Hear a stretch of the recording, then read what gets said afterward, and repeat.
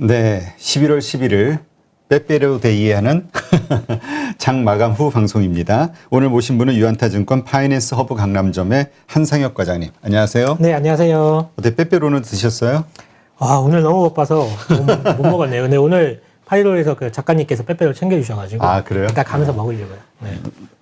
참, 예전에는 빼빼로 데이 때 여러 군데서 왔는데 이제는 진짜 우리 PD가 주는 거 먹었어요.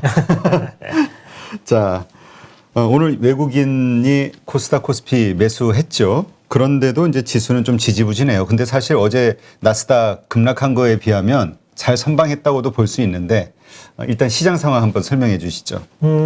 일단은 국내 시장 같은 경우에는 일단은 예상을 좀 상회했던 미국의 그 물가지표, 소비자 물가지표가 거의 한 31년 만에 최고치가 나왔어요. 제가 저도 그 숫자를 보면서 와, 심각하긴 심각하겠구나라고 좀 생각을 했었는데 아무튼 뭐 그렇게 물가지표가 높게 나오다 보니까 국내 시장에서는 뭐 미국 시장이 좀 하락을 했기 때문에 투심이 굉장히 위축된 상태에서 시작을 했죠. 그래서 개파락을 좀 시작을 했는데 당연할 수밖에 없는 게 미국 시장이 상승했을 때에도 국내 시장은 매우 약한 모습을 보였잖아요. 그렇죠. 그런데 그 인플레이션의 우려감이 커지고 인플레이션 우려감이 커진다는 거는 결국은 금리 인상 시기가 앞당겨질 수 있다는 거고 이 말은 이머징 시장에서 돈이 빠져나갈 수 있다는 소리이기 때문에 미국 시장 새벽에 끝난 미국 시장을 본 분들이라면 좀 긴장감을 많이 하셨을 거예요. 야, 미국 시장은 올라가는데도 못 쫓아가는데 이렇게 빠지면 우리나라는 더 빠지겠구나 라는 생각을 좀 하면서 좀 긴장감을 하셨을 건데 다행인 것은 낙폭을 축소하는 움직임을 좀 오늘 보여주었습니다. 네. 그리고 아마도 지난 저점이 2,901포인트 정도였기 때문에 저점에 대한 인식도 분명히 작용을 했을 거예요. 지난번 저점에서 바닥을 좀 다지려는 그런 저가 매수세가 좀 들어왔다라고 보시면 될 것 같고 이게 좀 그럴만한 게 오늘 시장의 하락 빌미를 좀 제공한 것은 미국이지만 미국은 진짜 거침없이 한 달 내내 올랐잖아요. 정말 많이 올랐잖아요. 그러면서 당연히 오늘 새벽에 끝난 미국장에서의 하락은 고점에서 나올 수 있는 어떻게 보면 자연스러운 조정이었단 말이에요. 그리고 뭐 여전히 미국 주식 같은 경우는 미국의 지수 같은 경우에는 한 달 전부터 주가 지수가 상당히 레벨업이 되어 있는 상황이고 그렇기 때문에 그런 상황에서 또는 우리만 저점을 좀 이탈한다? 이건 좀 아니지 않나? 라는 심정으로 좀 저가 매수가 좀 많이 들어왔던 걸로 보여지고 있습니다. 그리고 어제 같은 경우에도 결국은 또 물가 얘기가 또 나오는데 어제 같은 경우에도 중국의 생산자 물가 지표가 상당히 좀 높게 나오면서 국내 시장 하락 빌미를 좀 제공했는데 사실 어제 중국 같은 경우 막판에 다 올려놨었거든요. 우리나라는 뭐 코스피 1%, 코스닥 2% 어제 시장 이렇게 빠졌었는데 그렇죠. 중국은 상해가 한 0.4% 정도 빠졌었고 홍콩 같은 경우 오히려 플러스권을 했어요. 그렇죠. 그래서 저거는 중국 때문에 빠진다고 우리나라는 알고 있는데 중국은 다 되돌려놨네. 또 이런 또 어제 이제 장막판에 좀 그런 모습이 좀 있었고 그래서 좀 어떻게 보면 남의 아픔을 더욱더 아파해주는 살신성인의 정신을 좀 발휘하는 국내 증시가 오늘은 좀 그래도 극복해서 좀 밝은 모습을 좀 보여줬다라고 좀 볼 수가 있겠고 또 이제 어제 이제 미국 시장에서 좀 주목을 받았던 종목이 하나 있었죠. 리비안. 리비안이 상당히 좀 주목을 받았는데 테슬라의 대항마로 꼽히는 이제 리비안 같은 경우가 상장했는데 시총 100조 원을 넘어섰습니다. 이게 단숨에 포드의 시총을 뛰어넘은 거거든요. 포드가 아마 시총이 75, 6조 정도 될 것 같고 GM이 비슷할 거예요. 한 100조 정도 될 것 같은데 단숨에 이제 GM하고 어깨를 나란히 할 정도의 시총까지 이제 상승했고 이게 결국에는 테슬라도 그렇지만 전기차 시장에 대한 프리미엄을 얼마나 주고 있는지 다시 한번 증명을 하게 된 계기가 되었다라고 보시면 될 것 같습니다. 거기에 이제 논란이 있었던 앨런 머스크가 테슬라 지분을 실제적으로 매각을 한다는 얘기가 나왔죠. 오늘 아침에. 그러면서 스톡 옵션을 행사한 이후에 약 11억 달러? 우리나라 돈은 한 1조 3천억 정도를 매각을 했는데 이거를 재료 소멸, 악재 해소 이렇게 받아들였습니다. 국내 시장에서는. 그러다 보니까 국내 시장에서 2차 전지 업종이 일제히 강세를 보였었고 2차 전지 업종이 강세를 보인다는 거는 아무래도 코스닥 시장이 좀 더 올라갈 수 있는 여지가 많이 있다라고 보시면 될 것 같고 거기에 최근 주도 업종으로 떠오르고 있는 게임주 쪽으로도 여전히 매수세가 좀 몰리면서 어떻게 보면 기존의 주도 업종, 2차 전지 업종 올라오고 그리고 새로운 주도 업종 게임 업종 빠지지 않고 또 상승하는 모습을 보여주다 보니까 코스닥 시장이 좀 더 수월했던 시장이라고 좀 정리를 해드리도록 하겠습니다. 네. 하여튼 뭐 걱정했던 것보다는 잘 그래도 버틴 것 같아서 좀 다행이라는 생각이 들기도 했는데 오르지 못한 것도 아쉽긴 하지만 일단 주도주 게임주하고 그 2차 전지주 여기만 좋았던 거죠. 예, 근데 맞습니다. 뭐 사실 오늘만이 아니라 어제도 그렇고 요즘 흐름이 그래서 시장이 완전히 양극화가 돼가지고 소외받는 분들은 정말 마음이 쓰려요. 그러게요. 끝없이 소외를 받는 분들도 계실 건데 사실 저도 오늘 견디다 못해가지고 몇 개 종목 좀 손절을 했어요. 손절을 하고 난 다음에 이제 시장이 진짜 딱 그렇게 나뉘었어요. 제조업이냐 비제조업이냐. 그 양분돼가지고 제조업은 거의 국내 시장 같은 경우 망한 것 같은 분위기로 좀 빠지고 있고 반등의 여지를 거의 못 보여주고 있거든요. 우리나라를 대표할 수 있는 경기 민감주라고 얘기하는 포스코, 롯데케미칼, 금호석유 뭐 이런 철강과 화학 업종들 같은 경우에는 저점을 깨고 내려가고 있어요 지금. 근데 이들 업종이 실적이 나쁘느냐? 그거 아니에요. 분명히 실적도 굉장히 좋고 물론 실적이 3분기가 피크고 4분기부터는 감익이 된다라는 그런 우려감은 존재하죠. 하지만 PER 2배, PER 3배 이건 너무 많이 빠져있는 주가 수준이란 말이에요. 근데 거기서 주가가 또 저점을 깨고 또 내려가고 있어요. 그래서 이 제조업 쪽은 정말 지금 그 투자 심리가 굉장히 악화되어 있고 반면에 비제조업 그러니까 공장이 없는 애들 공장에 굴뚝이 없는 애들 같은 경우에는 정말 주가 흐름이 괜찮거든요. 네. 게임주 대표적으로 게임주 같은 경우 그리고 엔터테인먼트 회사들 이런 회사들은 계속 주가가 좀 올라오고 있는데 시장이 좀 강요를 해요 지금. 어차피 이게 그렇습니다. 게임하고 엔터테인먼트라든지 이런 메타버스라든지 NFT라든지 이런 쪽은 기회는 있어요. 결국 사면 변동성이 크기 때문에 뭐 하락하듯 또는 상승하듯 할 건데 그러니까 올라갈 수 있는 기회를 주는데 다른 섹터 같은 경우는 아예 기회조차도 지금 없어요. 그냥 사면 다 물려요. 그냥 다 빠지고 있어요. 그러다 보니까 더욱더 시장의 자금들이 이런 NFT라든지 게임주라든지 이런 쪽으로 계속 찾아들어가면서 트레이딩이 계속 나오면서 단타가 이루어지면서 이쪽에서만 시세가 좀 나오고 있어서 지금 시장은 너무 쏠림이 과하다라고 좀 보고 있어서 저는 그렇게 시장의 질이 정말 떨어져 있다라고 좀 느끼고 있습니다. 네. 사실 오늘 NC소프트 상한가 갔잖아요. 우리 그 어제 방송에서도 그냥 농담 삼아 NC소프트 그 안 할까? 뭐 이런 얘기를 했었는데 그 코인을 하지 않을까? NC소프트가 하려면 코인 해야 되는데 뭐 이런 식의 얘기를 나눴던 것 같은데 하여튼 오늘 가면서 야 진짜 모두가 다 코인을 하네. 가상화폐 자산을 연결시키네 이런 생각을 했거든요. 네. 오늘 NC소프트가 뭐 상한가에 육박하는 뭐 정말 NC소프트 저 상한가라는 거 처음 봤는데 네, 정말 네. 지금 가족에 쓰신 분들이야 정말 해피하죠. 지금 그 고점에서 물리셨던 분들은 갑자기 급락해가지고 정말 손절 대응 못하는 분들 네, 많잖아요. 일정 부분 손실을 좀 회복하는 오늘 흐름이 좀 나와서 굉장히 다행이다라고 생각하고 있는데 이게 정말 죽은 자식도 살려내는 게 지금 NFT예요. 지금 이쪽에. 네. 이게 요즘 택진이 형이 굉장히 많이 힘들었을 거예요. 그렇죠. 네, 이게 뭐 지난 수십 년 동안 최고의 자리를 지키고 있었던 리니지라는 게임이 진짜 심혈을 기울여서 신작 게임을 발매를 했는데 유저들한테 외면을 받고 있고 또 욕을 먹고 있고 주가는 빠지고 주주들한테도 또 볼멘 소리를 좀 듣고 하다 보니까 또 엄청난 광고를 때려박습니다. 거기에 또 게임주들 같은 경우에는 홍보가 가장 생명이기 때문에 엄청난 광고를 하면서 했는데 시장의 반응이 굉장히 냉랭했단 말이에요. 근데 컨퍼런스콜 자리에서 그냥 NFT와 블록체인을 오랫동안 우리도 준비해 왔었고 내년에는 정도가 된다라고 하면 NFT가 적용된 게임이 발매가 될 수 있다. 이 한마디의 주가가 반응이 보이기 시작하더니 상한가까지 꽂아지더라고요. 야, 이게 사실 좀 모르겠습니다. 이게 어떻게 봐야 될지 이 현상을.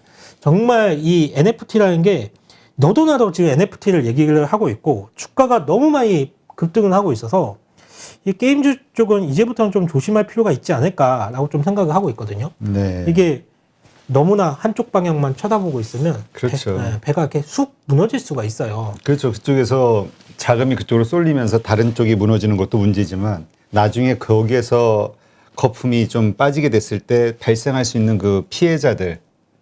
그렇죠. 또 또 물리신 분들이 또 계실 것 같아서 어떤 분들은 그렇게 생각하실 수도 있어요.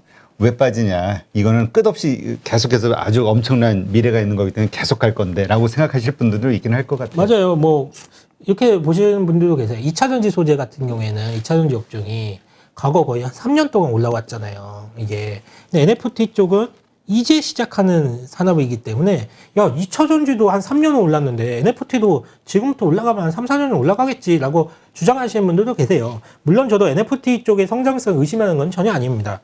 이쪽은 대세이자 메가 트렌드가 된다라는 것은 분명히 인지도 하고 있고 동의하는 바거든요. 문제는 이게 속도 측면이, 이 주가가 올라오는 그렇죠. 속도 측면이 이게 지금 정상적으로 올라오는 속도인가, 이거에 대해서 의구심이 분명히 있다라는 거예요. 그러니까 NFT가 사회 구성원들 간의 약속이거든요, 이게. 보증을 해주는 거잖아요. 그러니까 실체가 없는, 그러니까 디지털로만 존재하던 거에 대해서 우리가 NFT를 이용해서 이걸 보증을 해주는 역할을 하게 되는데, 이걸 지금 어디까지 받아들여야 하나, 이런 고민을 저도 지금 하고 있습니다. 왜냐면 예전에는 정말 데이터, 디지털 데이터라고 하면 컨트롤 C, 컨트롤 V 하면 그냥 복사가 되는 거잖아요. 그렇죠. 네, 근데 이게 NFT가 딱 붙이는 순간에 100만 원이 되고 200만 원이 된대요. 야, 그러면 이걸 내가 어디까지 받아들여야 되지? 라는 생각을 좀 계속 저도 생각을 하고 있어요. 근데 사실 뭐 금이라는 것도 원래는 돌덩이였잖아요. 그렇죠. 예전에는. 우리 사회적 합의에 의해서 저건 가치를 주는 기금속이다. 순간. 예. 사회적 합의에 의해서 가치를 주는 것이고, 거기에서 사회적 약속이 되면서 값이 형성이 돼서 이제 가격이 형성이 되는 건데, 이게 그런 생각이 요즘 불현듯 드는 게, 그 김춘수 시인의 꽃이라는 시가 있잖아요. 꽃. 그 다들 아실 텐데, 내가 그의 이름을 불러주었을 때 그는 나에게로 와서 꽃이 되었다. 라는 그런 시 있잖아요. 거기서 이름 부르기를 통해서 사물의 의미가 부여가 되고 그 사물의 존재가 인식이 되는 것처럼 NFT가 딱 그 역할을 하고 있는 것 같아요. 지금 현재. 그래서 NFT는 뭐 저는 앞으로 사업에 대한 확장성이라든지 여러 산업의 결합이 돼서 무한히 확장할 수 있다는 것은 분명히 인지를 하고 있지만 정말 세상을 바꾼다라고 하더라도, 세상을 바꾸는 기술이라고 하더라도 매일같이 올라가는 주가는 없습니다. 분명히 조정의 시기는 분명히 있는 것이고, 지금같이 이렇게 속도가 빠른 국면에서 조정이 온다라고 하면 굉장히 변동성을 키울 수가 있어요. 그래서 그게 개인 투자자분들한테는 조금 걱정되는 부분이, 기존에 이제 제조업 분야에서 좀 가지고 계신 분들, 좀 주가 흐름이 별로 좋지가 않기 때문에, 뭐 저 게임주 사면 오늘이라도 뭐 20%, 30%가 날 것 같고 지금 저쪽만 그렇지. 움직이니까 내가 가진 주식을 팔아서 이쪽으로 옮겨가시려는 분들이 계세요, 지금. 근데 이걸 옮기는 순간에 저쪽은 이만큼 올라갔기 때문에 하락에 대한 리스크가 분명히 커요. 그렇지. 그러면 이게 하락을 했을 때, 이쪽이 하락을 했을 때 내가 기존에 갖고 있던 종목들이 올라갈 가능성이 높습니다. 반대급부로. 그래서 오히려 가만히 있었더라고 하면 내 차례가 와서 주가의 좀 회복을 좀 기대할 수 있었지만, 이게 역투자가 될까봐 그런 부분에 대해서 참 개인 투자자분들한테 그런 걱정이 되는 부분이 있고요. 만약에 이제 NFT 쪽이라든지 게임주라든지 이런 쪽을 접근하신다라고 하면 지금부터는 정말 철저히 분할 매수를 하셔야 되고, 이거 한 방에 내가 사가지고 모든 걸 다 메꿔야 되겠다, 손실을 다 메꿔야 되겠다, 이런 생각은 절대 하시면 안 됩니다. 지금부터는. 그리고 지금은 변동성이 굉장히 커지는 구간이다 라고 좀 정리를 해드리도록 할게요. 네. 아마 많은 분들이 느낄 거예요. 야, 이건 좀 너무 심한 거 아니야? 과열 아니야? 하지만 또 그럼에도 불구하고 일단 오를 때 같이 좀 이 과실을 나누자, 이렇게 생각하는 분들이 있는 것 같은데, 하여튼 들어가서 돈을 벌 수도 있겠죠. 근데 문제는 말씀하신 어떤 그런 안 좋은 상황이 왔을 때, 급락하는 상황이 왔을 때, 그때 바로 손절이 됐든 이렇게 빠져나올 수 있는 그런 어떤 결단력과 준비가 돼 있는, 마음의 준비가, 맞습니다. 이런 분들만 해야 될 것 같아요. 네, 개인 투자자분들이 손절하시는 거에 대해서 되게 부담스러워 하시잖아요, 일반적으로. 그렇죠. 근데 저희들 같은 경우에는 손절 밥 먹듯이 하거든요, 사실. 손절 많이 해요. 우리 존리 대표님이 항상 그러는데, 그래서 돈은 언제 버냐고. 손절 밥 먹듯이 하는데, 사실 한 종목, 그러니까 계좌 수익이 나는 거는 손절을 한 10종목을 하더라도 한 종목으로 계좌 수익이 다 올라와요, 사실 계좌 수익은. 그러니까 한 7, 8종목을 마이너스 4, 5%, 또 마이너스 10%의 손절을 했다고 하더라도 한 종목이 100%, 200%가 올라가면서, 그리고 거기다 비중을 실어버리죠, 저희는. 그냥. 비중을 실어가지고 끌고 가는데, 비중을 실었다가 잘못되는 경우도 있을 거 아니에요. 그때도 철저하게 지켜가면서 바로 빠져나옵니다. 뒤도 안 돌아보고 빠져나와요. 이런 거는 반복된 훈련과 경험에 의해서 나오는 거거든요. 그렇죠. 그렇기 때문에 개인 투자자분들 같은 경우에는 사실 저희 입장에서는 주식을 가지고 매일같이 주식을 보면서 주식을 먹고 사는 입장이기 때문에 이런 반복적인 훈련과 손절이라든지 이런 거에 대해서 굉장히 좀 자유롭게 좀 하지만 사실 개인 투자자들한테 가장 적합한 투자 방식은 시간에 투자하는 방식이라고 그죠, 생각을 해요. 장기 투자. 네, 시간에 하는, 왜냐면 저희는 시간적인 여유는 없어요. 왜냐면 당연히 1년 동안 성과를 기록을 해놔야 되는 거고, 그리고 고객들의 자산을 관리하는 입장에서 본다라고 하면 다른 종목들이 다 올라가는데 내가 관리하는 내 고객들의 계좌 수익률이 안 올라온다라고 하면 상당한 심리적 압박을 경험을 하거든요. 그렇기 때문에 저 역시도 일정 부분을 그런 좀 트렌드에 맞춰서 그런 종목들을 매매를 하지만 결국은 개인 투자자들이 가장 시장을 이길 수 있는 가장 첫 번째이자 확실한 방법은 시간에 투자하는 겁니다. 실적이 나오고 확실하게 모멘텀이 있는 종목이 돼서 주가가 빠지더라도 그래 나는 더 살 것이라는 생각을 가지고 차분히 기다리신다라고 하면 시장은 색깔을 또 바꿉니다. 시장은 매일같이 바뀌거든요. 지금은 NFT, 게임주 이런 게 계속 올라갈 것 같잖아요. 2014년도, 2015년도 화장품 종목들 안 그랬나요? 화장품 종목들 매일같이 올라갈 것 같았거든요. 하지만 그 화장품 종목들도 주가의 조정 시기가 분명히 있었고, 가까운 시일로 제약바이오 업종 같은 경우에도 한번 시세가 났을 때 굉장히 매일같이 올라갈 것 같았지만, 지금 제약바이오 같은 경우에는 상당히 좀 많은 부침이 있잖아요. 특히 백신이라든지 코로나 진단키트라든지 치료제를 개발하는 그런 모멘텀이 있던 회사들. 불과 1년 전까지만 해도 상당한 시세를 뽑고 있었어요. 그렇죠. 그렇지만 지금은 굉장히 저점을 깨고 또 내려가고 있기 때문에 이런 상황이 언제든지 바뀔 수가 있습니다. 그래서 우리 개인 투자자분들은 진짜 소신과 확신을 가지고 좀 투자를 하시고 시간에 꼭 투자를 하셨으면 좋겠습니다. 네. 하여튼 너무 시류를 잘 빠르게 쫓아가는 것도 필요하기도 한데 또 너무 쫓아다니다가 또 피 보는 분들도 많이 있으니까 메뚜기 좀 뛰어다니면 다 놓치는 경우가 있어요. 자기 성향과 실력과 능력과 이런 걸 잘 감안해서 맞는 투자를 하시는 게 좋지 않을까 생각이 듭니다. 하여튼 어떤 분은 그 얘기 하시더라고요. 지금 버는 것도 중요하지만 잃지 않는 게 더 중요한 시점인 것 같다. 맞아요. 지금 아마 국내 주식시장에 대해서 좀 더 말씀을 드리자면 굉장히 약하잖아요. 약한 이유 중에 하나를 저는 이제 큰 손들이 다 빠져나가 있다라고 보고 있거든요. 현재 사실 큰 손이라고 얘기할 수 있는 몇십억, 몇백억을 투자하시는 개인 투자자들이 지금은 거의 다 관망을 하고 있는 뒤에서 그렇죠. 지금 거의 적극적으로 투자 안 하세요. 이미 다 현금 비중을 확보를 해놓고 웬만한 종목들 10억 다 넘게끔 넘어갔으니까 일정 부분 수익을 챙겨놓고 올해 연말까지 또는 내년 연초까지 한번 지켜보겠다라는 입장이 많으세요. 근데 그 자금들이 상당히 큽니다. 그렇기 때문에 개인의 매수세가 국내 주식시장이 이런 적이 없었어요. 외국인 없이 개인의 자금만 가지고 전고점을 베껴가지고 신고가를 낸 적이 단 한 번도 없었습니다. 지금까지 외국인의 힘으로 신고가를 냈지만 올해 같은 경우에 신고가를 냈을 때 개인 투자자들의 힘으로 이 신고가를 만들어냈단 말이에요. 근데 이 신고가를 만들어냈던 힘의 원천이 지금은 많이 없어요. 개인 투자자분들한테 지금 좀 관망하고 있기 때문에, 그렇기 때문에 전반적으로 거래 대금이 많이 줄어들었고, 매수세가 확연히 줄어들었고, 그러다 보니까 시장은 순환매가 안 돌고, 그러니까 일부 섹터, 일부 테마주로만 쏠리는 현상, 그런 부분이 나타나고 있다라고 보시면 될 것 같아요. 그래서 현금 여유가 있으신 분들은 연말까지 좀 차분히 좀 지켜보시는 것도 하나의 방법이에요, 지금. 네. 굳이 무리할 필요는 없는 장이에요. 근데 무리 안 하려고 해도 무리하고 싶어지게끔 상황이 만들어지니까 나는 마이너스 계좌 붙잡고 이렇게 쩔쩔매고 있는데 옆에서는 와 상한가 갔어 막 20% 30% 수익 나서 이런 얘기 하니까 사실 주식을 참는 거, 매수를 참는 것도 훈련이거든요. 그렇죠. 예. 그러니까 이게 사람 심리가 딱 그렇습니다. 오늘 만약에 장중에 시장 흐름이 굉장히 안 좋아요. 그래서 내가 가진 종목이 마이너스 5%, 마이너스 6% 빠졌어요. 근데 오후장에 이걸 좀 돌려놓잖아요. 그래서 마이너스 2% 정도 돌려놓잖아요. 그러면 사람 심리가 굉장히 안심이 됩니다. 그리고 뭔가 올라온 것 같이 느껴지고 분명히 어제보다 하락을 했음에도 불구하고 심리적으로 안정감을 찾아주면서 한번 사볼까라는 생각을 하게 돼요. 근데 그러시면 안 돼요. 그러시면 안 되고 매수를 참는 것도 하나의 훈련이기 때문에 지금은 주가가 빠진다라고 해서 내 종목이 빠진다 해서 덥석덥석 사시면 안 돼요. 지금은. 그렇기 때문에 지금은 좀 여유를 가지고 개인 투자자분들 계속 같은 말씀 드리지만 시간에 투자하시면 충분히 승산이 있는 시장이니까 좀 여유를 가지시고 투자를 하셨으면 좋겠습니다.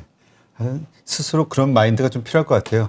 그래, 돈을 버는데 지금은 저쪽이 벌고 몇 달 후에는 내가 벌 거야. 뭐 이런 식의 그렇죠. 스스로 합리화하는. 네. 돈은 돌고 돌아요. 그쵸. 결국은 비싸진 데서 팔 수밖에 없는 거고요. 싼 쪽으로 올 수밖에 없습니다. 다만 그 시기가 언제이냐 그게 문제이지. 지금은 그 시기를 차분히 좀 기다려 보시면 좋을 것 같아요. 네, 알겠습니다. 자, 2차 전지주 얘기해 볼까요? 뭐 아까 얘기하셨지만 또 리비안 이게 오늘 새벽에 이제 상장을 했잖아요. 미국 네네네. 시장에. 뭐 어쨌든 한 30% 가까이 상승하면서 끝났고. 참 거긴 대단한 것 같아요. 미국은 하여튼 그 새로운 회사. 아까도 얘기하셨지만 그게 포드보다 시총이 높다는 게 얘기가 안 되잖아요. 우리 상식적으로 봤을 때 이제 겨우 트럭 2대 생산한 회사? 뭐 이렇게 표현하는 그 댓글들도 있던데. 테슬라의 지금 시가총액 도 상식적으로는 이해가 안 되는 수준이기 때문에 예. 미국이라는 나라가 좀 그런 것 같아요. 그 역동적으로 뭔가 새로 시작하는 거에 대해서 자금을 쏟아주는 분위기가 있는 것 같아. 그래서 일단은 뭐 제가 그 전기차 쪽을 말씀을 드리기 전에 그러면 말 나온 김에 그거 한번 말씀드릴게요. 미국 쪽 말씀을 드리자면 지금 국내 증시 같은 경우는 하락 추세가 계속적으로 유지 중인 거 맞습니다. 지금은 뭐 오늘 조금 개별 종목들에서 튀어 올라간 게 있다고 하지만 시장만 놓고 본다라고 하면 하락 추세가 계속 진행 중에 있거든요. 그렇죠. 근데 지난주에 제가 지지난주였나요? 국내 증시 관련해서 3가지 시나리오를 말씀을 드리고 간 적이 있어요. 그래서 두 번째 시나리오가 뭐였냐면 우리가 다 지금까지 알고 있는 악재, 만약에 중국의 부동산 문제라든지 경기 둔화 또는 공급망 이슈 또는 인플레이션과 관련된 문제로 주가가 빠질 경우 2,900이 전저점 포인트를 한번 테스트를 하고 그때부터 쌍바닥을 만들면서 올라올 가능성이 높기 때문에 2,900 언저리부터는 우리가 주식 비중을 늘리는 게 맞다라고 말씀을 드린 적이 있어요.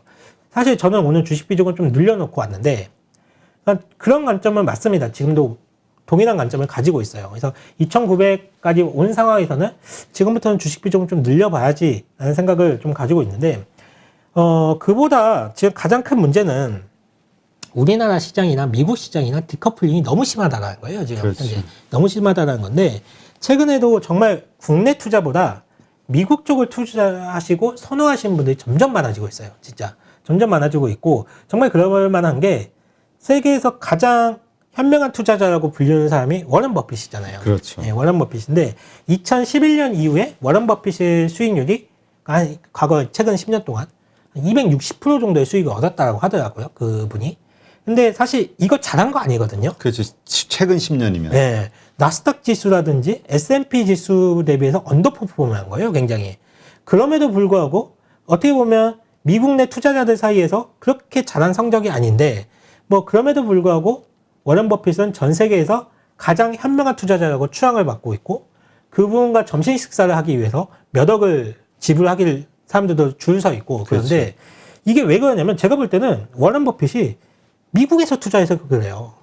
미국에서만 투자를 했기 때문에 이런 성과가 나오는 거고 이런 현명한 투자자라는 타이틀을 얻게 된 거라고 보여지고 있어요.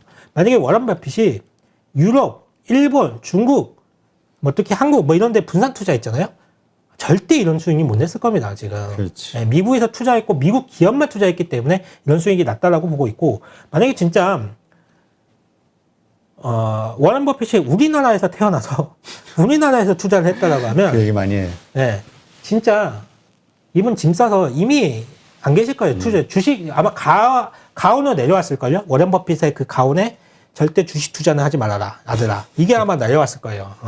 그만큼 국내 투자가 굉장히 힘든 상황인 거고 지금의 투자자들은 제가 볼 때는 그렇습니다. 가장 큰 리스크가 뭐냐면 국내 주식만 하시는 분들이 가장 큰 리스크예요. 지금은 절대적으로 지금부터는 해외 주식하고 병행을 하셔야 됩니다. 그렇죠. 네, 병행을 하셔야 되고 이게 제가 준비된 그림 한번 같이 보시면 한국의 시가총액이 코스피랑 코스닥이랑 다 합친 게 전체 세계 시가총액의 2%밖에 안 돼요. 근데 미국 같은 경우에는 전 세계 시가총액의 70%를 차지하거든요. 엄청나네. 엄청나요. 대부분 그냥 미국 주식이라고 보시면 돼요. 근데 이게 또 이럴 수밖에 없는 게 미국이라는 나라는 기축통화 국가잖아요. 달러라는 기축통화를 자기네 마음대로 찍어서 뿌려서 쓰는 국가잖아요. 그러니까 시가총액이 저렇게 커질 수밖에 없죠. 그리고 저 시가총액에 시장에 정말 우리가 딱 들으면 알만한 전 세계 넘버 1, 2, 3, 4, 5 이런 회사들이 다 포함이 되어 있습니다. 그래서 지금은 정말 어느 증권사라든지 미국 주식을 손쉽게 사고 파는 시스템을 갖춰놓고 있기 때문에 종목도 가는 만에 올라타라고 하잖아요. 그래서 시장도 가는 시장인 미국 시장을 조금 분산 투자 하시는 게 어떠실까라고 좀 생각하고 있고, 그래서 저는 이제 이런 말씀 계속 드려요. 고객님들한테. 삼성전자하고 하이닉스를 가지고 고민하시는 분들한테 그냥 다 파시죠. 다 팔고 필라델피아 반도체 지수 사시죠. 라는 말씀 드리거든요. ETF로? 예, ETF로. 성과가 월등히 좋습니다. 보시면 이게 제 왼쪽에 있는 그림이 1년 수익률이거든요. 지금 1년 수익률 보면 필라델피아 반도체 지수 ETF 지수와 삼성전자가 올해 48%포인트 차이가 나요. 수익률이. 근데 3년이 넘어가잖아요. 3년이 넘어가면 145%포인트가 차이가 납니다. 그 10년 차가 되면 610%포인트 차이가 나요. 이 얘기는 무슨 말이냐면 장기 투자를 하면 할수록 미국이 더 유리하다는 거예요. 지금. 그렇기 때문에 그냥 삼성전자, 현대차 가지고 계신 분들 고민이 많으실 거예요. 그렇죠. 다른 종목들만 올라가는데 우리나라 최고 기업이라고 해서 샀는데 주가는 안 올라가고 맨날 뭐 이상한 뭐 윈터이즈 뭐 반도체가 뭐 윈터이즈 커밍이라는 얘기만 들려오고 지금이라도 팔아야 된다 얘기 들려오고 막 하는데 대안으로 그냥 필라델피아 반도체 지수 사세요. 이걸로. 이런 거 바꿔시고 현대차, 기아차 가지고 계신 분들도 그냥 테슬라 사시고 니비안 사시고 포드 사시는 게 나을 것 같아요. 훨씬 더 월등한 수익률을 좀 보여주고 있거든요. 그쪽이. 그래서 이런 부분들을 좀 고민을 많이들 하셨으면 좋겠어요. 우리가 애국심만 가지고 주식 투자를 하는 건 아니니까 정말 내 소중한 자산을 지켜야 되기 때문에 정말 이제 글로벌적으로 좀 생각을 해야 되는 거고 우리 국장만 가지고 계속 수익을 노리겠다. 이거는 제가 볼 때는 한계에 부딪힌 것 같아요. 그래서 일정 부분은 미국 시장을 좀 투자를 하시면서 좀 병행을 하셨으면 좋겠습니다. 네. 근데 진짜 저 필라델피아 반도체 지수 우리가 삼성전자 투자하는 지표 반도체주를 가늠하는 지표로 쓰는데 저거에 투자했을 때 수익률이 더 좋다면 그렇죠? 더 안전하잖아요. 더 시장이 크고 지수 자체는 분산 투자가 되어 있잖아요. 지금 분산 투자가 되어 있음에도 불구하고 저 정도 수익률이 됐다는 거는 어마어마한 수익률 격차가 나는 거거든요. 네. 하여튼 뭐 그런 이유로 요즘 뭐 그 서학개미가 되는 분들, 그 미국 시장에 투자하는 분들이 엄청 늘고 있다는 그런 뉴스가 많이 나오죠. 네. 그리고 국내 시장을 조금 어렵게 만드는 이유 중에 하나가 바로 지금 보여드리는 그림 이건데 물량이 자꾸 쏟아지죠. 네, 신규 상장으로. 맞아요. 지금 이게 올해 같은 경우에 역대급 IPO라고 얘기를 하거든요. 보시면 그림 보시면 1월부터 11월까지 해가지고 지금 신규로 상장된 기업 수만 110개 정도가 될 겁니다. 110개 정도가 될 거고 공모 금액만 20조 원이 넘어가고 있거든요. 공모 금액만 20조 원이 넘어가기 때문에 새롭게 상장되어서 구성되어 있는 시가총액은 아마 100조 원이 넘어갈 겁니다. 우리가 지금 딱 생각나는 것만 하더라도 올해 상장된 것 중에 대역급이라고 얘기할 수 있는 SK 바이오사이언스 얘 시가총액 16조 원 정도 되고요. 그리고 SK IET 얘가 뭐 시가총액 한 뭐 11조 원 정도 그 정도 될 거고 크래프톤 22조, 카카오뱅크 27조, 카카오페이 뭐 19조. 뭐 이들 딱 생각나는 애들만 해도 더해도 100조 원이 넘어가요. 지금 시가총액이. 근데 연초 대비해서 지수의 상승률은 거의 없잖아요. 근데 시가총액 우리나라 전체 시가총액 볼륨은 15%가 늘었어요. 지금. 그러니까 굉장히 무거워진 시장이에요. 지금. 근데 앞서 말씀드렸지만 개인 투자자들은 여러 가지 이유 때문에 지금 주식시장에 한 발 물러나 있고 그리고 대주주 양도세 이슈라든지 또는 정부에서 대출이라든지 이런 규제 때문에 레버리지를 못 사용하게끔 하고 있으니까 점점 유동성이 말라가는 상황에서 100조 원이 넘는 금액이 시장에 딱 얹어졌기 때문에 시장은 무거워지고 이거를 끌어올릴 수 있는 힘 자체가 굉장히 부족했다라고 보여지고 있습니다. 그래서 올해 국내 증시가 미국보다 성과가 안 좋은 이유는 바로 이런 이유들. 너무 IPO를 너무 많이 했다. 역대급으로 너무 많이 했다. 그러면서 전체적인 시가총액 볼륨이 굉장히 커진 상황이다. 어떻게 생각을 하면 이게 100조 원이 넘어가는 시가총액이 커졌다라고 했을 때 시가총액 한 15%가 상승을, 그러니까 비중이 커졌는데 어떻게 보면 또 잘 버틴 게 아닌가라는 생각이 들 정도로 정말 역대급 IPO가 많았어요. 가장 큰 문제는 아직 끝판왕이 등장하지 않았다는 거. LG 에너지 솔루션. LG 에너지 솔루션이 내년 연초에 상장을 목표로 좀 한다는 얘기가 나오고 있는데 LG 에너지 솔루션이 지금 시가총액의 기업 가치를 한 100조 원 정도 평가를 받고 있거든요. 이게 CATL이 한 300조 정도 하니까 시가총액이. 그러니까 뭐 LG 에너지 솔루션 100조는 받아야 되는 거 아니냐? 이런 논리가 성립이 되는 건데 LG 에너지 솔루션이 100조 원에 상장하는 순간 바로 시가총액 2위로 등극하게 됩니다. 하이닉스 밀어내고 2위로 등극하게 되는데 인덱스를 추종하는 패시브 펀드들 같은 경우에는 이 LG 에너지 솔루션을 당연히 담을 수밖에 없겠죠. 그렇죠. 그러면 다른 종목도 어떻게 할까요? 비중을 줄일 수밖에 없잖아요. 다른 지수에 포함되어 있는 다른 개별 종목들은 다 비중을 줄여서 매도를 나갈 수밖에 없습니다. 그래서 내년에 LG 에너지 솔루션이 상장하기 전까지는 국내에서는 지수 플레이라는 것은 특히 대형주는 굉장히 힘들 수가 있다라고 좀 생각을 하고 있고 이렇게 IPO가 많아지잖아요. 또 하나의 문제점이 생기는 게 뭐냐면 신규 그러니까 상장을 할 때 기관애들이 보통 보호회수를 걸어요. 그렇죠. 그리고 비상장일 때부터 투자했던 벤처 캐피탈 역시도 보호회수를 걸고. 근데 이 보호회수가 끝날 때 이걸 물량을 쏟아낸단 말이에요. 또는 1개월, 3개월, 6개월 락업을 걸어서 보호회수를 걸었는데 1개월, 3개월, 6개월 뒤에 보호회수가 풀려서 물량이 쏟아져서 이 종목들이 주가가 변동성이 커져요. 근데 이런 종목들이 시가총액이 상당히 큰 종목들이란 말이에요. 20조, 30조짜리가 보호회수 물량이 쏟아진다는 이유로 하루에 주가 변동폭이 6%, 7%씩 빠져요. 그러면 해당 업종의 다른 애들까지 다 흔들립니다. 이게 흔들흔들해요. 이런 상황이 연출이 되다 보니까 국내 증시는 이 역대급 IPO에 관련된 물량과 이런 걸 감안을 했을 경우에 내년도 LG 에너지 솔루션이 상장하기 전까지는 우리가 대형주에 접근을 하기보다는 계속적으로 개별 종목 쪽에서의 플러스 알파 수익률을 노려가면서 접근을 할 수밖에 없다. 그리고 이미 시장은 그렇게 좀 움직이고 있고, 그래서 이런 부분은 좀 참고해 보셨으면 좋겠습니다. 네.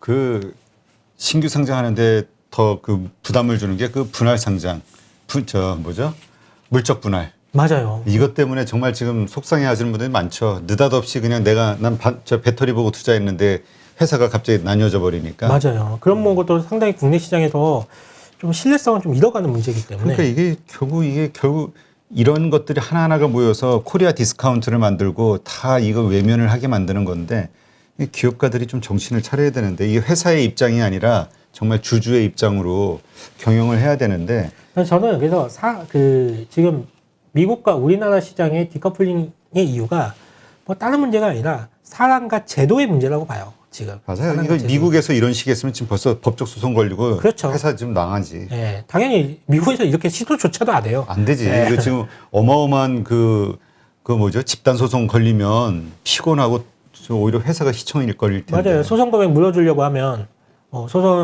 회사의 운명이 달려 있기 때문에 그렇게 절대 안 합니다. 근데 이거 내가 이거 여러 차례 방송에서 얘기했는데 미국 변호사하고 얘기를 하다 보니까 물론 결과는 이제 재판을 해봐야 되겠지만 미국에 소재하고 있는 미국에서 하는 그 사람이 예를 들어서 그런 물적 분할하는 회사의 주식을 갖고 있다. 근데 이런 게 나왔다. 미국 법정에다 소송 걸 수가 있다 그러네. 그러면 그럴 수 있죠. 그러면 그쪽 하면은 대상 방에 또 완전히 당하는 거죠. 근데 한번 이렇게 큰 코 한번 다쳐봐야 이제 글로벌 시대에 이러면 안 되겠구나.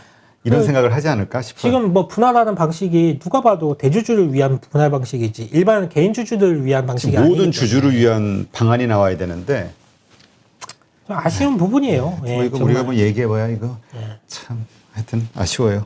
자, 2차 전지주 얘기 좀 해볼까요? 2차 전지 얘기하다가 이런 얘기 나왔죠, 지금. 2차 전지주 지금 뭐 주도주로서 지금 모습 좋아요. 특히 소재주들.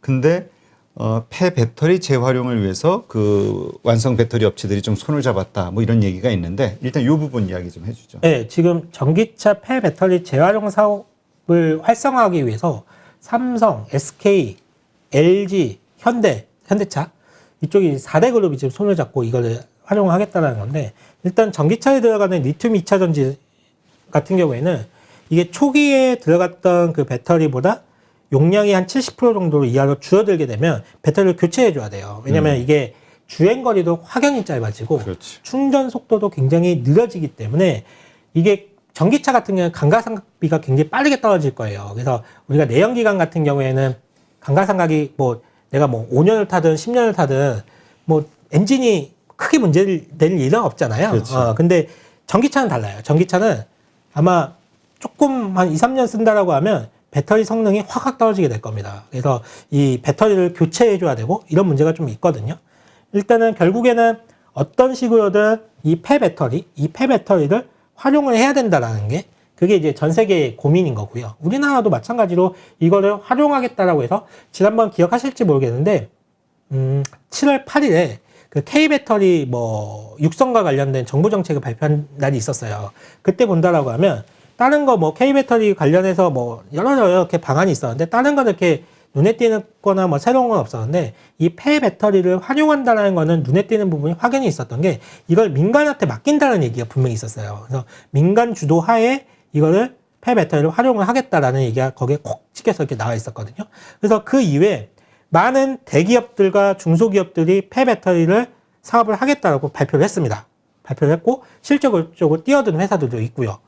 그래서 어떻게든 이제 이 폐배터리를 계속적으로 활용을 할 텐데 보통 이제 5년에서 한 6, 7년 정도가 지난다라고 하면 배터리를 교체를 해야 된다라고 보고 있기 때문에 2019년 정도부터 전기차가 보급이 됐고 올해 내년에 진짜 폭발적으로 전기차가 지금 판매가 되고 있잖아요. 그렇다라고 하면 2026년, 2027년부터는 이 폐배터리가 쏟아진다는 거예요, 시장에. 쏟아지면 이걸 빨리 이 시장을 선점해야 되겠다라는 게 기업들의 생각인 거고, 이 폐배터리를 활용하는 방법은 두 가지 방법이 있습니다. 재사용이 있고요, 재활용이 있어요. 이 두 가지 방법이 있는데, 이거 사실 우리나라 말이 더 어려워요. 재사용, 재활용. 이게 더 어려운데, 영어로 하면 더 쉽습니다. 재사용 같은 경우에는 리유즈라고 보시면 될 것 같고, 재활용은 리사이클링이에요. 그러니까 리유즈 같은 재사용은 이런 거죠. 전기차의 배터리를 수거해서 이 분리된 전지를 ESS라든지 뭐 이런 쪽 활용을 하는 거예요. ESS는 자동차만큼 성능이 좋은 배터리가 꼭 필요한 건 아니거든요. 그렇기 때문에 성능이 떨어진다고 하더라도 충분히 활용 가능성이 있기 때문에 재사용을 하는 거죠. 다른 산업적인 분야에서. 그렇죠. 그게 이제 하나의 활용할 수 있는 폐배터리를 활용할 수 있는 방안 중에 하나고요. 두 번째는 리사이클링, 그러니까 재활용 같은 경우에는 이 폐전지를 다 분리해냅니다. 다 분리해서 쓸만한 소재를 다시 끄집어내서 다시 배터리를 다시 만드는 거예요.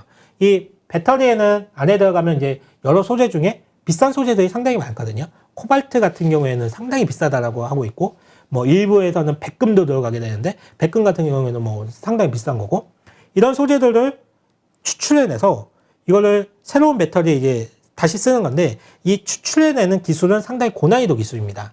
왜냐면 이 배터리라는 것도, 폐배터리도 결국은 폭발의 위험성도 있는 것이고, 이 화학적인 용액에 의해서 이거를 추출해내야 되는데, 얼마나 순수하고 정말 딱 그 순도 높은 그런 소재로 좀 추출해낼 수 있는지, 이게 상당한 기술이라고 좀 보여지고 있고요. 그래서 재활용, 그러니까 리사이클링과 관련된 산업이 수익성이 굉장히 좋습니다. 이쪽이 수익성이 굉장히 좋고, 국내 기업들 역시도 이 폐배터리 재활용 사업에 많은 관심을 기울이고 있는데, 향후에 폐배터리 사업 역시도 성장 동력으로 삼고 이걸 집중적으로 육성하려는 기업들이 많기 때문에, 이쪽은 지금은 배터리 소재, 즉 만드는 뭐 양극재, 음극재, 동박 뭐 이런 쪽만 지금 사람들이 많은 관심을 갖고 있는데, 향후에 2, 3년만 흐른다고 하더라도 저는 소재 업체들보다는 폐배터리와 관련된 쪽이 훨씬 더 시장 성장률이 높다라고 보고 있어요. 그래서 이 폐배터리와 쪽에서는 지금 뭐 시세낸 것도 많이 없고 하기 때문에 이쪽은 계속적으로 좀 스터디를 해가면서 향후 2, 3년을 좀 대비한다라고 하면 폐배터리 쪽은 지금 2차전지 소재 업체만큼 그런 주가 상승을 보여줄 수 있는 소지가 다분하다라고 보고 있습니다. 네, 그렇군요. 하여튼 이 폐배터리가 저도 참 그 앞전에 그 머니투데이 방송의 권순우 기자하고 그 좀 집중적으로 분석하는 그 방송을 좀 했었거든요. 그래서 이 폐배터리가 이게 엄청난 사업이더라고 이게. 맞아요. 사업적인 영향이 굉장히 커요. 그러니까 쉽게 얘기하면 도심의 광산? 네. 광산을 아예 그냥 하나 채굴하는 거나 마찬가지. 생각해보면 전 세계 이제 도로 위에는 전기 자동차 아니면 수소차만 이제 돌아다니게 될 텐데, 수소차에도 배터리가 들어가요. 그렇죠. 들어가게 되는데, 그러면 자동차에는 이제부터는 배터리가 가득가득 실어져서 이제 돌아다니게 되는 건데, 이 배터리를 정말 광산이라고 비유할 수가 있죠. 거기 얼마나 많은 코발트와 니켈과 리튬이 그렇지. 얼마나 많이 들어 있겠습니까? 이게. 그렇기 때문에 이거를 어떻게 수거를 해서 최대한 재활용을 할 수 있는지가 아마 앞으로 2차 전지 산업에 대한 경쟁력은 여기서 아마 결정이 될 거라고 보고 있어요. 네. 하여튼 상당히 기대가 되는 분야고 우리가 이거에 대해서 이제까지 우리가 뭐 음극재, 양극재만 신경 썼는데 이 부분도 이제 앞으로 좀 천천히 뭐 지금 당장 큰 시장이 되는 건 아니니까 시간을 두고 천천히 공부를 좀 해야 나가야 할 것 같아요. 맞아요. 그래서 앞서 말씀드렸지만 어차피 배터리라는 게 한 5년 정도는 써야 되거든요. 그러면 진짜 한 2025년, 6년, 7년 이 시기부터는 폐배터리가 개화되는 시장이에요. 개화되는 시장이라고 한다라고 하면 주가는 무조건 선행하잖아요. 분명히 1년 전부터 분명히 이쪽 시장은 들썩들썩 할 겁니다. 주가는. 그러면 1년이라면 2024년, 뭐 2년 정도 남았는데 아마 2년 정도 있으면 이 폐배터리와 관련돼서는 정말 이쪽은 큰 시세가 날 수가 있기 때문에 지금부터 관심 있으신 분들은 계속적으로 좀 스터디 해보셨으면 좋겠고, 팁을 하나 뭐 종목 하나 말씀을 드리자면 이와 관련해서 오늘 뭐 주가 상승이 상당히 크게 나왔는데 에코프로가 있어요. 에코프로. 에코프로? 그것도 에코프로. BM의 계열사예요? 그렇죠. 에코프로가 이제 모회사고요. BM이 이제 자회사라고 보면 되는데 사실 에코프로 그룹이 에코프로 BM이 비싸죠. 주가가 굉장히 비싸고 이게 뭐 장난 아니죠. 2024년 그러니까 3년 뒤의 실적에 40배를 끌어다가 이제 쓰고 있는 멀티플이기 때문에 굉장히 비싼데 이게 그럴 수밖에 없는 게 에코프로 그룹이 속된 말로 자기네들끼리 다 해먹게끔 지금 짜져 있어요. 에코프로 BM은 양극재를 만들잖아요. 근데 이 에코프로라는 모회사의 비상장자 회사가 3개가 있는데 그 중에 하나가 에코프로 CNG라는 회사가 있습니다. 이 회사가 바로 재활용과 관련돼서 폐배터리 재활용과 관련된 그런 사업을 영위를 하고 있고 실제적으로 LG 에너지 솔루션하고 계약을 해가지고 이쪽 사업을 진짜 진행을 하고 있어요. 그래서 캐파 증설도 1년 내에 2배 이상으로 증가를 시키겠다라고 하고 있기 때문에 에코프로의 그 산하의 자회사 에코프로 CNG가 이 재활용과 관련된 사업을 하나가 하고 있고 또 다른 회사 중에 하나가 수산화 리튬이라는 그런 거를 생산하는 뭐 에코프로 이노라는 회사도 있고 뭐 전구체에서 양극재에 들어가는 게 또 전구체라는 게 또 중요하거든요. 그걸 또 생산하는 또 에코프로 GM이라는 회사도 있고 그러니까 이게 양극재 관련해서 생산부터 재활용까지 이게 밸류체인을 완벽하게 구축해 되어 있어요. 지금 에코프로 같은 경우에는. 그렇기 때문에 시장에서는 가장 2차 전지 소재 중에 넘버원으로 보는 이유가 이 양극재와 관련된 밸류체인은 완벽하게 구성이 되어 있기 때문에 그렇기 때문에 에코프로 BM을 조금 더 높은 점수를 주는 거고 기관 투자자들한테 상당히 관심을 많이 받는 이유가 그런 이유가 있다고 보시면 될 것 같아요. 네, 알겠습니다. 잘 한번 투자 대상으로 아이디어를 가지고 한번 살펴보시면 좋을 것 같네요. 자, 일론 머스크에 대한 이야기 좀 해볼까요? 지금 테슬라 설문조사 했었잖아요. 일론 머스크가 내 지분을 뭐 팔 것이다 뭐 이런. 그래서 참 뭐 장난 같기는 한데 어쨌건 지금 뉴스 나오는 거 보니까 또 상당히 팔았더라고요. 팔았다라고 나오고 있어요. 네. 스톡 옵션을 행사를 해서 팔았다라고 나오고 있는데 뭐 발단은 그거였죠. 그러니까 미국의 민주당에서 여러 인프라 법안을 지금 처리를 하려고 하고 있고 재정 정책을 쓰려고 하고 있는데 돈이 어디 있니? 돈이 어디서 이런 어마어마한 재정 정책을 쓰려고 하니라고 하니까 세금을 거두면 되잖아라고 답변을 했죠. 지금 세금을 어떻게 거둘까라고 생각을 해봤더니 민주당이 그런 일부 의원들이 그런 주장을 하는 거죠. 지금 소득이 없음에도 불구하고 소득이 없어서 세금을 안 내는 사람들이 많다. 자산가 중에. 그러니까 앨런 머스크가 딱 그런 입장이죠. 주가는 해당되는 주식을 많이 갖고 있기 때문에 앨런 머스크는 회사에서 월급 받거나 그러지 않아요. 그냥 최대 주주로서 행사를 하고 있는 거죠. 월급 받거나 그런 건 없는데 이분의 자산 가치는 어마어마한데 세금이 안 된다는 거죠. 그러니까 이런 사람한테는 미실현 이익에 대해서 세금을 매기겠다라고 민주당에서 그랬어요. 그러니까 미실현 이익이라는 원래 이게 뭐 세무적으로 전공하신 분들, 세무 잘 아시는 분들은 아시겠지만 세무의 기본 원칙이 이익이 있는 곳에 세금이 있는 거잖아요. 근데 미실현 이익이래요. 아직 뭐 이익도 안 나 있는데 그냥 세금을 떼게 되겠대요. 이게 가능한가 싶기도 한데, 그러니까 그 논란이 있으니까 앨런 머스크가 이제 바로 이제 불만이 있는 거죠. 네, 설문조사를 한 거죠. 아 그래? 그럼 내가 한 10% 정도 팔까? 이렇게 한 거죠. 이제 그런데 결국은 이제 팔기로 결정을 했는데 그래서 모르겠습니다. 앨런 머스크는 워낙 기행적인 행동이기 때문에 참 이 말 한마디로 그냥 돈이 왔다 갔다 너무 뭐 수십조가 왔다 갔다 하니까. 근데 뭐 앨런 머스크는 아마 그런 얘기들 많이들 하고 있어요. 그러면 앨런 머스크는 테슬라로부터 월급도 안 받고 소득이 없는데 어떻게 생활을 하니라고 했을 때 대부분 담보대출 이용해서 생활을 하거든요. 주식을 담보를 잡고 은행권에서 담보대출 이용해서 생활을 하는데 대출금이 어마어마했다라고 하죠. 결국은 그거를 상환해야 될 필요가 있는 거고 상환해야 되는 날짜는 다가오는 거고 해서 그걸 은행이 상환하기 위해서 대출금 상환하기 위해서 스톡옵션을 행사하고 그 지분을 넘겼는데 근데 뭐 대의적으로 뭔가 정치적인 뭐 그런 것처럼 보이기 위해서 그렇게 했다는 얘기도 있습니다. 그래서 어차피 팔 수밖에 없는 상황이었는데 그런 논란을 만들었다는 얘기도 있어요. 하여튼 마케팅에는 천재인 것 같아요. 근데 참 일론 머스크 그렇게 세계 제일의 부자인데도 빚쟁이라는 게 아이러니하네요. 그러게요. 뭐 빚이 어마어마하다고 하니까. 빚 없으면 빚 없이 살면은 그 뭐지 일론 머스크보다 나은 거네. 앨런 머스크 동생도 최근에 주식을 매각을 했잖아요. 네. 예.